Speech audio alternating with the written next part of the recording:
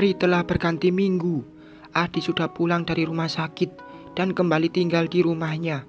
Dan hari ini adalah hari yang spesial untukku. Setelah lamaran di rumah sakit 1 minggu yang lalu, hari ini Adi akan melamarku secara resmi di depan kedua orang tua.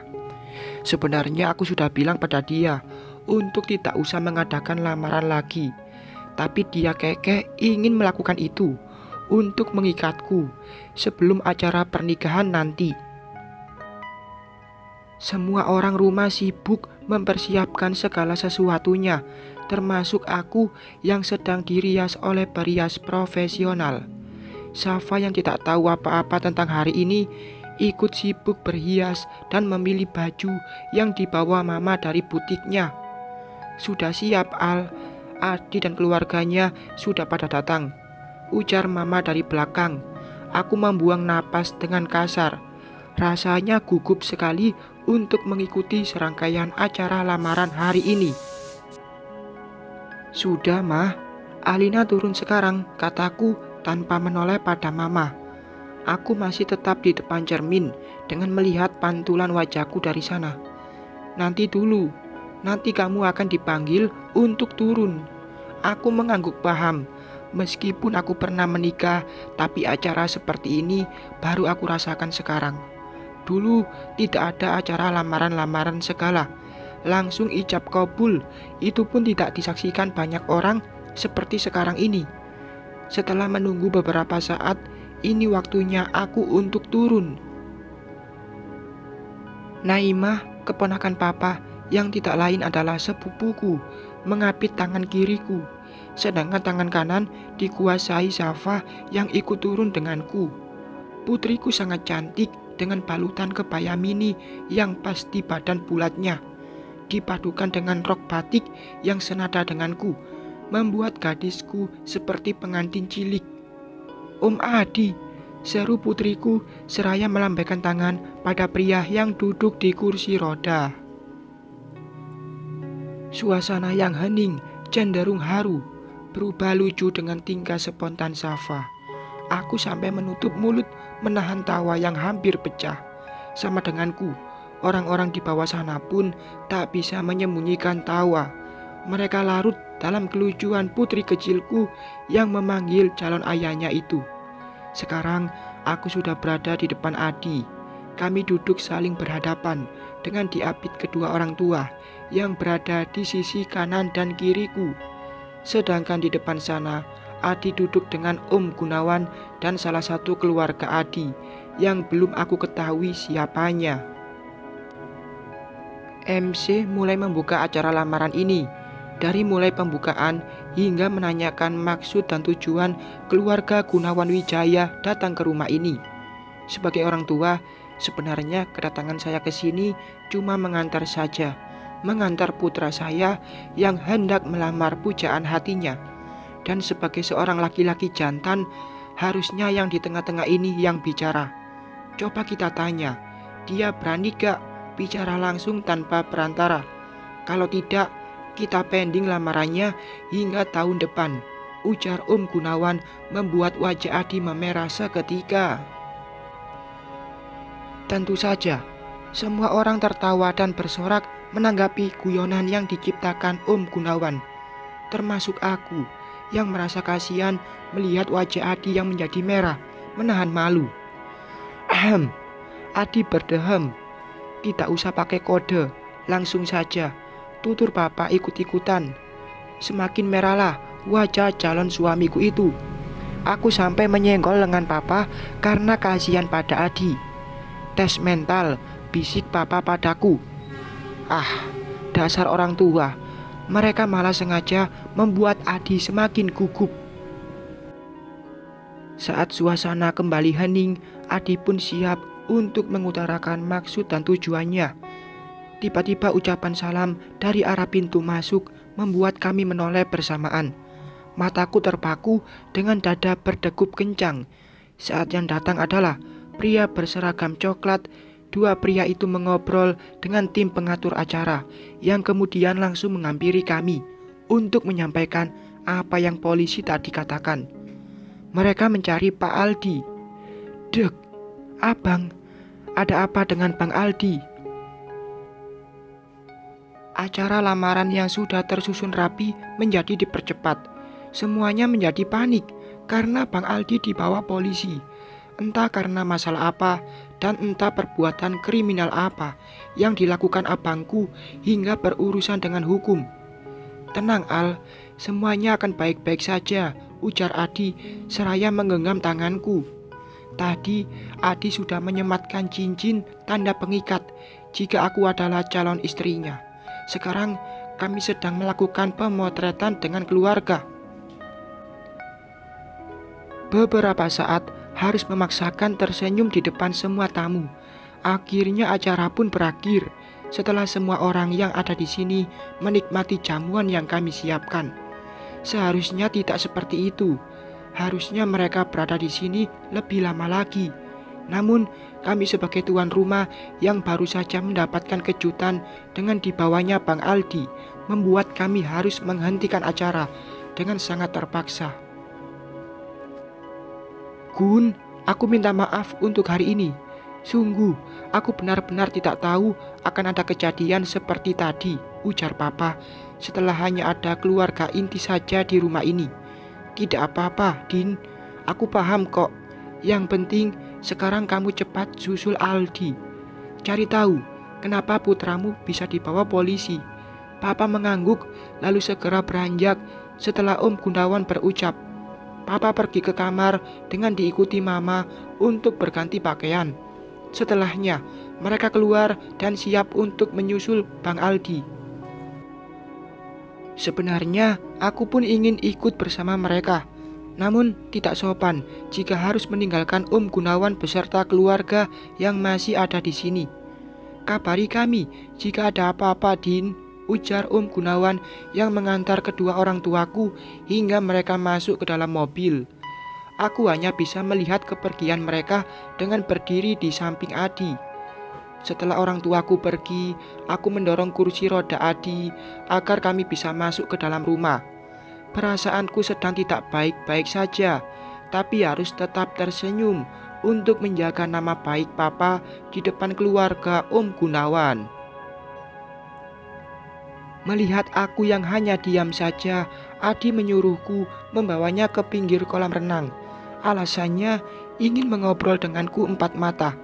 Padahal bohong, buktinya dia malah membawa serta putriku yang duduk di bangkuannya. "Aduh, jadi berat kan?" ujarku seraya mendorong kursi roda. "Wah, ini karena Safa tambah gemuk ini."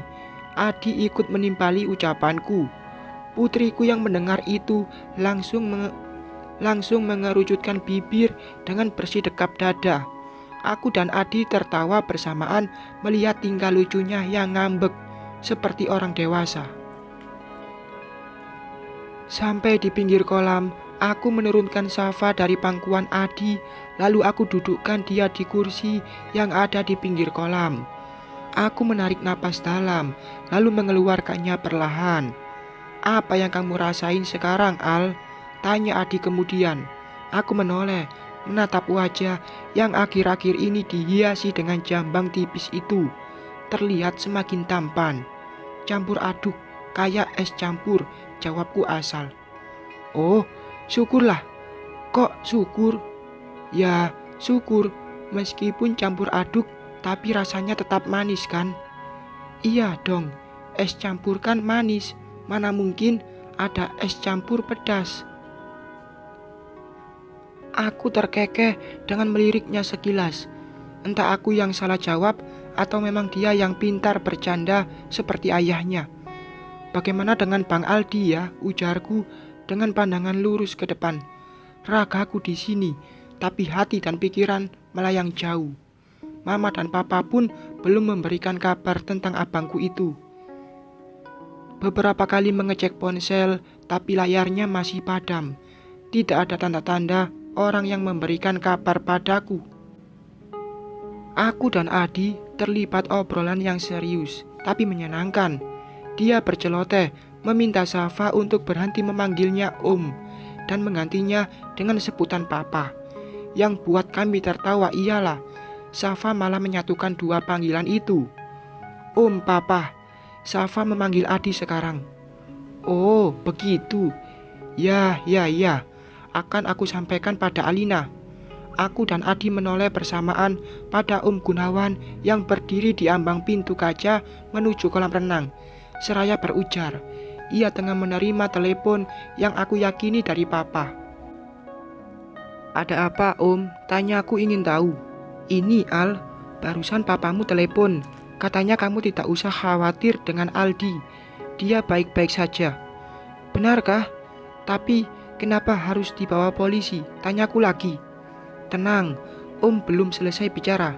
Jadi, polisi itu datang bukan untuk menangkap Aldi, melainkan untuk membantu polisi mengidentifikasi mayat perempuan yang diduga sebagai istri Aldi.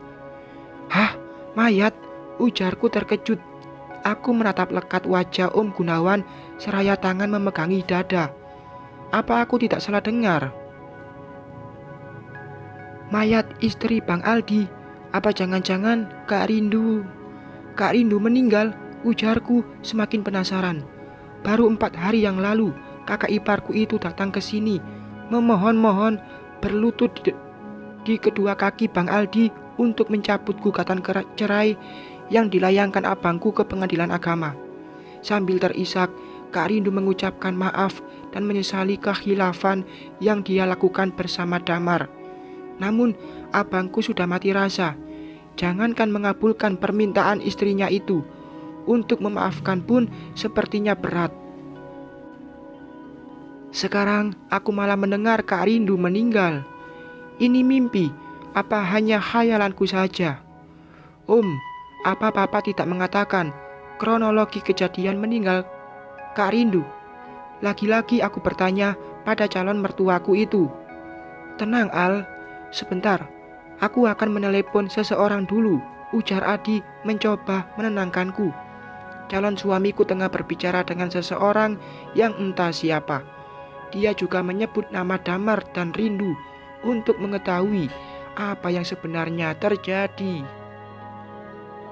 Tidak berapa lama, Adi menyudahi panggilannya. Ia menyimpan ponsel di meja, lalu beralih menatapku yang menunggu dia bicara. Gimana, Di? Tanyaku kemudian. Jadi gini, saat aku pulang dari rumah sakit, polisi sudah menetapkan Damar sebagai terduga tindak kejahatan atas kasus kecelakaan waktu itu. Dari bukti CCTV, juga bukti-bukti lainnya yang mereka dapat selama penyelidikan. Namun, Damar mangkir dari panggilan polisi hingga akhirnya status terduga naik jadi tersangka. Polisi melakukan penjemputan paksa untuk menangkap orang itu. Tapi lagi-lagi Damar tidak ada di tempatnya. Dia kabur, melarikan diri, hingga dilakukanlah pengejaran oleh anggota polisi. Kemudian baru saja pengacaraku mengabarkan jika mobil yang ditumpangi Damar terperosok ke jurang dan terbakar, menghanguskan Damar dan 1 orang perempuan yang belum diketahui identitasnya.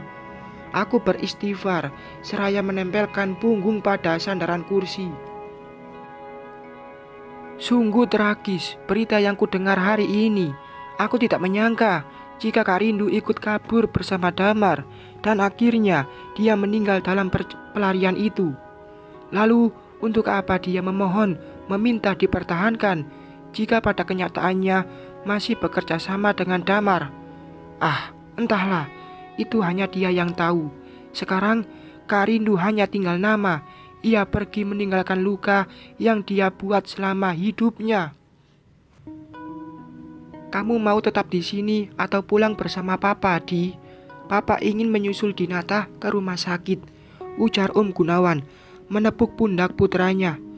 Rumah sakit mana, Om? Aku boleh ikut gak? Jangan, kamu di sini saja sama Safa. Rumah sakitnya jauh, nanti kamu akan kelelahan. Kamu diam saja di rumah. Nanti orang tua dan kakakmu pun akan pulang. Tapi Om harus pergi sekarang. Tidak apa-apa ya, kami tinggal, ujar Om Gunawan padaku. Mau tidak mau, aku harus mengiyakan dan membiarkan Om Gunawan pergi bersama rombongan keluarganya. Aku memang tidak sendiri. ada beberapa saudara di rumah ini, namun terlihat seperti orang asing karena aku tidak terlalu dekat dengan mereka. Safa melambaikan tangan saat tahu satu persatu mobil meninggalkan halaman rumah. Tinggallah aku dan keluarga jauh papa yang datang dari luar kota. "Sudah ada kabar dari papamu, Al?" tanya Tante Ratna. Ia adalah sepupu papa. "Sudah, Tan." Aku pun menceritakan apa yang tadi aku dengar dari Adi. Wanita yang sudah menjadi nenek itu mengangguk paham dengan apa yang aku ceritakan barusan. "Ya sudah, kamu ganti pakaian dulu, Gi, biar bisa leluasa bergerak." Aku pun menuruti saran Tante Ratna. Dengan ditemani Safa, aku pun mengganti kebayaku dengan setelan kaos pendek dan celana sebatas betis. Ini lebih baik, aku jadi tidak gerah dan bebas bergerak. Selesai berganti baju, aku memutuskan ke bawah lagi, bergabung bersama yang lain untuk membereskan rumah yang berantakan. Namun, saat kaki ini sudah berada di ujung tangga paling bawah, aku tertegun mendengarkan percakapan sepupu-sepupuku yang tengah duduk membelakangi tangga. Menurut kamu calonnya Alina ganteng nggak?" tanya wanita berambut lurus pada orang di sampingnya. "Ganteng sih, tapi lumpuh." Malu banget harus jalan sama orang cacat." "Ya, emang kaya juga, tapi masa iya mau makan harta doang? Laki-laki lumpuh kayak gitu kan enggak akan bisa muasin istrinya." "Hahaha, kamu kalau bicara pasti arahnya ke sana. Hidup itu harus realistis, lahir batin harus terpenuhi. Palingan juga nanti si Alina main serong sama bapak mertuanya. Kedok aja dia nerima pria lumpuh, biar dilihat baik hati, padahal mah main hati sama om-om kece." Tawa keduanya kembali terdengar menyenangkan, tapi sangat menyesakkan untukku. Aku tidak mengenal mereka, tapi beraninya dia menilaiku, bahkan mengomentariku dengan kata-kata yang tidak tepat. "Mama, kok kita diam di sini?" ujar Safa yang pada akhirnya membuat kedua wanita itu menoleh ke arahku. Wajahnya pucat pasi, gugup seperti kucing yang ketahuan mencuri ikan. Aku tidak bicara, hanya diam menatap keduanya dengan mata tajam. "Mbak, sudah lama di sana?" tanya salah satu wanita itu. "Sudah, dari mulai kamu membicarakan aku hingga diakhiri dengan tawamu yang seperti kunti itu," jawabku datar. Maaf Mbak, tidak apa-apa. Toh kalian kalah jauh dariku. Aku janda anak satu, tapi dipinang perjaka, tampan dan mapan. Sedangkan kalian kapan menikah? Masa kalah sama janda? Emang kalian beneran masih nggak yakin deh, ujarku seraya berlalu dengan mengibaskan rambut. Mulut-mulut nyinyir selalu ada di mana-mana. Dasar deterjen, dosanya melimpah. Busanya maksudku. Bersambung.